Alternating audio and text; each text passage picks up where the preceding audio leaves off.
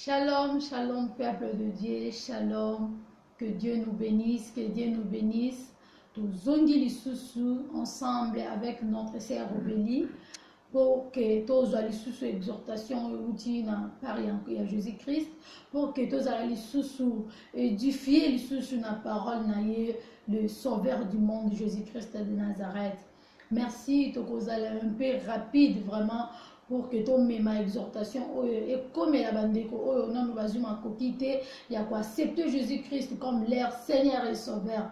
Voilà pourquoi naye ko exhorter bandeko bazo bela papa nangai mama nangai obeli mingi orumeli na mbeto hôpital olembi il y a de papa ou de maman ba jeune sœur jeune frère ou même de ba docteur ba lobi que zonga nanda ku malade na yo kisi monani lisusu te malade na yo ezoye banate eza malade ni ba lobi zonga nanda ku jusqu'à ce que Nzambe akoza molimo na yo na ko exhorter yo que Jésus-Christ est là. N'a que exhorter que le Fils de Dieu, le guérisseur, est là. Azoleka na motema na azoleka na bomo ina yo. N'a que pesa yo makasi ndeko zo bela olembi malade. N'a que exhorter yo ndeko pozo belisa. Bolembi dépense leki to malade zo mona te. Bozo komi ko prier pour na mutu wana ke Nzamba zo molimo na ye. N'a que exhorter yo meme la message oyo. Peut-être nana a accepté Jésus-Christ était na bomo ina ye. Peut-être à yébité souté qui a le sauveur. Peut-être à yébité que Jésus-Christ est né à bikisaka malade. N'a ko ebisa yo exhorter pe lande exhortation oyo okozala lisusu guéri au nom de Jésus-Christ. Voilà pourquoi na la kisibiso ton natali sibiso verset biblique oyo biso to méditer la parole de Dieu dans le livre ya Matthieu chapitre 9 verset 1 jusqu'à 38. Matthieu chapitre 9 verset 1er jusqu'à 38. Mais ils ont un verset auto ciblé, ils ont un verset auto souligné. Au cas où on médite parole de Dieu Matthieu 9 jusqu'à 38. Mais ils ont un verset auto ciblé et qu'on motive les choses que Jésus-Christ a zali, que Jésus-Christ a bikisaka. Nous lisons la parole de Dieu au nom de Jésus-Christ dans Matthieu chapitre 9 verset 19 jusqu'à 21. Jésus se leva et le suivit avec ses disciples. Et voici, une femme atteinte d'une perte de sang depuis 12 ans s'approcha par derrière et touchant les bords de son vêtement. Car elle disait en elle-même, si je puis seulement toucher son vêtement, je serai guérie. Vraiment, tolandaka histoire oyo. Peto yebi histoire oyo. Ya mwasi azaki kotanga makila. Femme o azalaki ko perdre makila pendant 12 ans. 12 ans ma sœur, mon frère, papa, maman. Pendant 12 ans. 12 ans ko bota mwana pe ya koli. Mais mwasi azalaki kotanga makila pendant 12 ans azalaki ko souffrir na perte ya sang. Eza verset oto yebi eza lisolo o pe to yebi to landaka ba prédication même bana ni question ki to tuni bango ba ko mekape ko expliquer biso lisolo oyo to miracle o Jésus-Christ a salaki moi si on a nyoko maki amonaki pasi combien moto azobela pendant 5 ans to lembaka ye moko pa lembaka Nzambe zo molimo nanga mais moi si azaki ko perdre makila pendant 12 ans azalaki na perte du sang pendant 12 ans a souffrir qui comment peut-être père kutana ki na ba médecin ndenge na ndenge o ngana zo ko imaginer peut-être ngai na ko lobake akutana ki na ba docteur a monaki ba papa moko ba prophète peut-être a monaki ba maman to bato mokili a monaki peut-être groupe moko boye tout ba pesa ki peut-être mai to poussière atana biloko ko lia mai ya sukola to singa moko akanga na loketo na ye pour que azwa guérison. Mais nyonso wana peut-être nga na kanisi abika kité. Toki ko le batte que moi sur croisaki maboko jusqu'à ce que azozela Jésus-Christ le canon. Azana ba prophète, azana ba pasteur, azana bato ya consultaki, mais azwa ki lobikote. Seulement au nom de Jésus-Christ. Seulement na ko simba kaka ilamba ya pamba ya Yesu, moi si oyo abiki samaki. Na yepele yo ko talisa yo ndeko beli mingi. To ndeko ozo beli sandeko na yo. Ozana ndaku to ozana hôpital na ko yebisa yo que Jésus-Christ est là. que le Fils unique de Dieu est là. Ceux qui ont péché, ceux qui ont reconnaître que Jésus-Christ a zali. Moi, je suis à Azaki Kotanga Makila, Ayaki na foi naye. Azaki Kolobana, Mouye, Moko Totani na verset 21. Alobi, Abane Kolobana, Kasa Motema Naye, que ceux qui na simbi kaka elamba naye, na kobiki sama. Lelo elamba ya Jésus-Christ est pour simba yango ezandengeni. Ya ko accepter le kola mokonzi pe mobikisi na yo.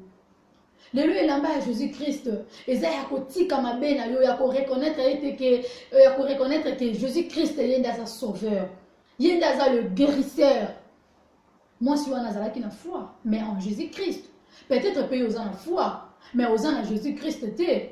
Na ye kotalisa yo foi te. Toyebi ke moto soki azobela a combien na souka passe le qui ba pasteur ba sœur ba frère to banani ba yaka ko exhorter ba zo prier pour na ezala na foi okobika ezala na kondima okobika ngana ye ko ebisa yo la foi sans Jésus-Christ eza en vain kozala na kondima sans kozanga Jésus-Christ eza eloko te. Donc ezala na Jésus-Christ pour que kondima na yo ezala manifester. Docteur Moko, c'est Jésus-Christ de Nazareth. Ye wana zoleka. Ye wana zoluka. Nani okwa s'approcher pa na ye pour que ye abikisa ye. Ezande na ba to malade ne ba okendo luka ba médecin. Oh Bible lobi Jésus-Christ a répondra ki ba pharisien. Ezaka kande na ba to malade ne ba okendo luka ba docteur. Muto aza en bonne santé que luka docteur pourquoi? Peut-être pour autre chose. Mais Mouto Azobela, Yenda Koluka, a poussé un liboso à docteur, a expliqué Kanaye, pour que le docteur, a sungi à Molu, mon centre, a sungi à Jésus-Christ, docteur Wana, a transmettre quelque chose pour que Mouto Wana bika. Docteur a kobiki sayote, n'a pas eu ça, Mouta biki sa que Jésus-Christ de Nazareth. Yewana Zoleka, a lobby, a vandi, Yewana Zana Motema na yo, a zo beta porte. Azozela kaka yondo opusana ezana ba makamususu to ezana ba maladie mususu pour être au moins le biko pour être au moins un changement ezosinga kaka o s'approcher par Jésus-Christ ezosinga kaka o abandonner bo moino par Jésus-Christ na ko exhorter ondeko ozobela papa o umeli na se apo ya maladie na mbete hôpital ba docteur ba bimisio ba zongisio na ndaku na ko loba na yo Jésus-Christ est là. Pesa bomoino par Jésus-Christ okobika. Pesa bomoina yo corps et âme esprit na yo okobika. Alobi yende le sauveur. Ozana foi bien sûr, nazana kondima na kobika, nazana foi maladie, zala foi en Christ. Même Bible lobi na biso na Romains chapitre 10 verset 17 et lobi ainsi la foi vient de ce qu'on entend et ce qu'on entend vient de la parole de Christ. La parole de Christ, c'est lui-même Christ. Yemoko Christ, Yemoko Peliloba. Alors, dans Jean chapitre 1, verset 1, au commencement était la parole, et la parole était avec Dieu, et la parole était Dieu. Ce que continue Jean 1, Jean Sokomona.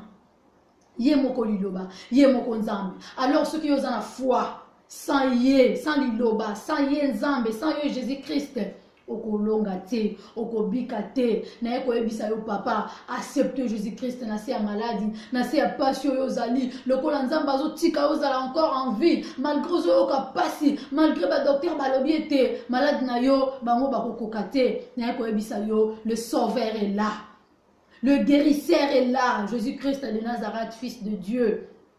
Azozela kaka yondo ya pour que ya talisa ete yende mobikisi pusana.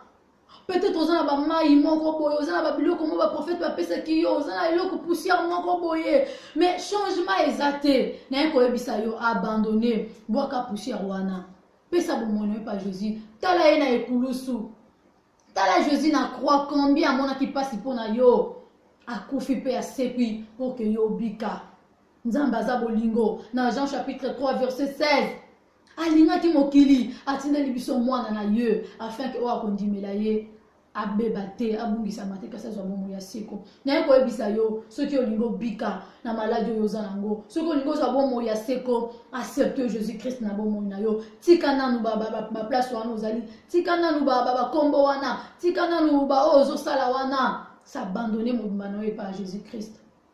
Kaka na Bible na Matthieu toujours 9 to moni Jésus-Christ était un wazala qui na ba disciple na ye Totangi to méditer lisusu soki okozwa ntango méditer yango na ndako. Matthieu chapitre 9 verset 1. Esika wapi tomonaki bayaki komemela Jésus-Christ paralytique. Paralytique awumelaki na malade. Jésus-Christ alobaki na ye nini? Prends courage mon enfant. Tes péchés te sont pardonnés. Masumu na yo limbisami. Est-ce que Yesu alobaki na ke malade na yo bikisami? Masumu na yo elimbisami. Na yo koyebisa yo, na si ya malade na yo. Peut-être oza na malade yo yozo bela na masumu, peut-être na mabe moko yo salaki. Yango zo wumela na mabe wana. Yango malade wana zo wumela. Na yo koyebisa yo se repentir. Confessez que Jésus-Christ a zanzambe. Confessez que Jésus-Christ a sa sauveur pour na yo. Oko bikisama. Masumu na yo kolimbisama, pe maladi na yo kobikisama. Na yo koyebisa yo papa, maman, jeune sœur, jeune frère, ozo bela, olembi, oza na mbeto hôpital, to oza na ndaku, oza na musungite. Na yo koyebisa yo ba docteur balembi, mais Jésus-Christ a kolemba na yo te, ceux qui ont accepté, ceux qui ont abandonné, bon moi na pas na ye, ceux qui ont tiki masumu, confessez que Jésus-Christ est Dieu. Oko bikisama. Voilà pourquoi la bonne nouvelle na yo koyebisa yo. Que Dieu te bénisse. Amen.